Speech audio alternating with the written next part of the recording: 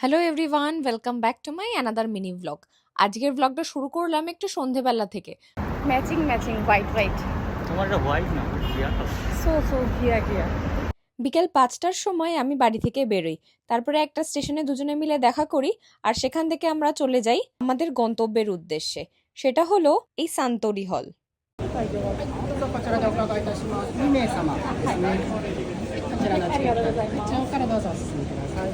上お進みくださいませ。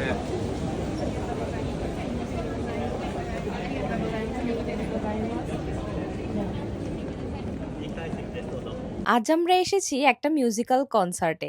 এই আমার হাতে যে কাগজগুলো দেখতে পাচ্ছ, এখানে আজকে যে যে আর্টিস্টরা পারফর্ম করবে তাদের নাম এবং তাদের সম্বন্ধে সবকিছুই এই পেজেই লেখা ছিল।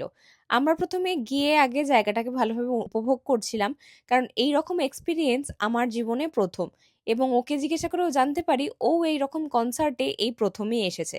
অ্যাকচুয়ালি ওর অফিস থেকে আমাদেরকে এখানে আসার জন্য টিকিট অফার করা হয়, এবং যেহেতু আমার ছুটি ছিল সেই জন্য আমরা দুজনে মিলে বেরিয়ে পড়ি এই কনসার্টটায় এনজয় করার জন্য।